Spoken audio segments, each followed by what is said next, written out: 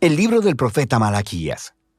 Él vivió alrededor de 100 años después de que los israelitas habían regresado de su exilio en Babilonia, y su mensaje estaba dirigido al pueblo que ya tenía algún tiempo viviendo en Jerusalén. El templo había sido reconstruido hace algún tiempo y las cosas no iban bien. Solo recuerda las historias de Esdras y Nehemías. Ahora, cuando los israelitas regresaron del exilio, sus expectativas eran altas. Ellos regresarían y reconstruirían sus vidas y el templo. Todas las asombrosas promesas de los profetas se harían realidad. El Mesías vendría y establecería el reino de Dios sobre un Israel unificado y sobre las naciones, y traería justicia y paz para todos. Pero eso no es lo que sucedió. Los israelitas que habían repoblado la ciudad demostraron ser tan infieles a Dios como sus ancestros, resultando en pobreza e injusticia. Así que en Malaquías descubrimos lo corrupta que se ha vuelto esta generación. El libro está diseñado como una serie de disputas, y la mayoría de las secciones comienzan con Dios diciendo algo, haciendo una declaración o acusación. Y luego Israel estaría en desacuerdo o cuestionaría la declaración de Dios, y luego Dios respondería y ofrecería la última palabra. Esto sucedió 6 veces. En las primeras 3 disputas, Dios expone la corrupción de Israel, y en las últimas 3 disputas, Él confronta su corrupción. Y la impresión general que obtienes de estos argumentos y disputas es que el exilio fundamentalmente no cambió nada en el pueblo. Los corazones de Israel están tan duros como siempre. La primera disputa empieza cuando Dios dice que todavía ama al pueblo de su pacto a pesar de sus fracasos. E Israel objeta de manera grosera, diciendo, ¿de qué manera nos has mostrado algún tipo de amor? Así que Dios les recuerda de cómo en su gracia eligió a la familia de Jacob, su ancestro, para convertirse en la portadora de las promesas del pacto de Dios en lugar de a la familia de Esaú, su hermano, quienes eventualmente quedaron en la ruina. Recuerda las historias de Génesis y el libro de Abdías. Así que desde esta primera disputa, Israel se expone como suspicaz, dudando del amor y la fidelidad de Dios. La segunda disputa expone un problema con el segundo templo de Israel. Dios acusa al pueblo de despreciar y de profanar el templo, y el pueblo refuta. ¿Cómo te hemos despreciado? Así que Dios responde enfocándose en el pueblo, en cómo traen ofrendas vergonzosamente patéticas con animales enfermos e impuros que muestran que no valoran ni honran a su Dios.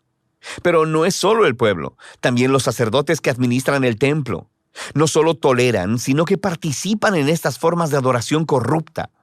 Desde arriba hasta abajo, el pueblo de Dios ha demostrado ser infiel. En la tercera disputa, Dios acusa a los hombres israelitas de traición para con Dios y con sus esposas, lo que por supuesto ellos niegan. Y Dios expone la tóxica combinación de idolatría y divorcio que está teniendo lugar.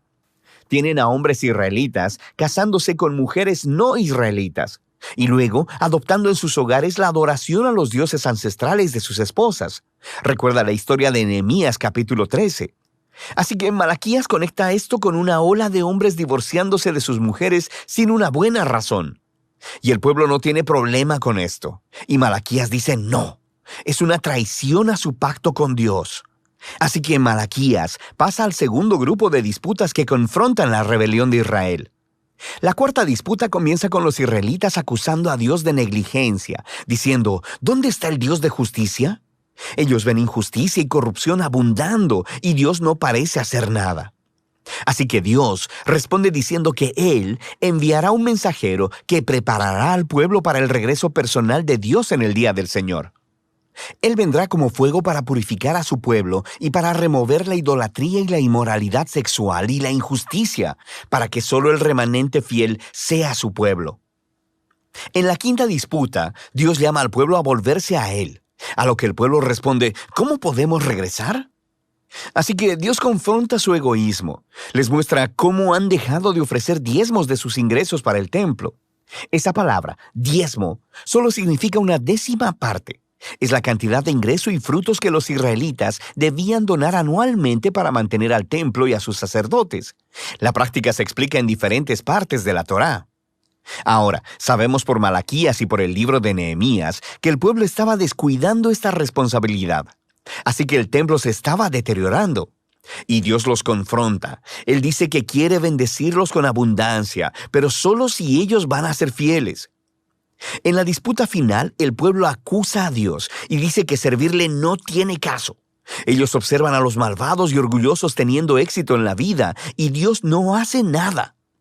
Y la respuesta de Dios, por primera vez en el libro, no es un discurso, sino más bien una historia corta acerca del remanente fiel en Israel, de las personas que temen al Señor y aman reunirse y hablar acerca de cómo honrar a Dios y cómo servirle. Así que Dios ordena que un libro memorial sea escrito para estas personas, para que puedan leer el libro y recordar el carácter y las promesas de Dios. Aquí Malaquías está reflexionando en el regalo divino de las Escrituras, cómo ellas nos apuntan al pasado para recordar lo que Dios ha hecho para inspirar fidelidad y esperanza para el futuro. Lo que nos lleva a la conclusión del libro. Esta retoma y desarrolla todavía más las imágenes de la cuarta disputa acerca del futuro día del Señor. Dios dice que ha determinado un día de juicio purificador que consumirá a los malvados de entre su pueblo. Pero lo que la conclusión añade es sobre el futuro del remanente fiel, porque para ellos el día del Señor no es una amenaza, sino una ocasión de gozo. Será como los rayos de sol de la mañana, que traen sanidad y vida y esperanza para el futuro. Y así terminan las disputas de Malaquías. Pero todavía queda un poco más en el libro. Los últimos 3 versículos no son parte de las disputas, y en realidad funcionan como un apéndice final. Le dan cierre no solo a Malaquías, sino a toda la colección de la Torá y los profetas. Primero, el lector es llamado a recordar la ley o la Torá de mi siervo Moisés. Esto recuerda la historia y las leyes del pacto que encuentras en los primeros libros de la Biblia. Pero luego, escuchamos este resumen de los libros de los profetas. Yo les envío al profeta Elías antes que venga el día del Señor, quien restaurará los corazones del pueblo de Dios. Así que esta conclusión resume la Torá y los profetas como una historia unificada que apunta al futuro. Israel fue redimido por Dios y luego lo traicionó por la rebelión y dureza de sus corazones, quebrantando las leyes de la Torá. Pero las Escrituras anticipan un día en el futuro en que Dios enviará un nuevo profeta, un Moisés, un nuevo Elías, quien restaurará al pueblo de Dios y sanará sus duros corazones. Recuerda todas las promesas de Deuteronomio y Jeremías y Ezequiel. Así que este apéndice final presenta las Escrituras como un regalo divino para leer, meditar y orar. Nos dicen la verdad acerca de la condición humana, acerca de nuestro egoísmo y pecado. Pero también anuncian la promesa de Dios de que un día Él enviará un mensajero y que luego Él se presentará personalmente para confrontar la maldad, para restaurar a su pueblo y para traer su justicia sanadora. Y de esta esperanza futura tratan Malaquías, la Torá y todos los profetas.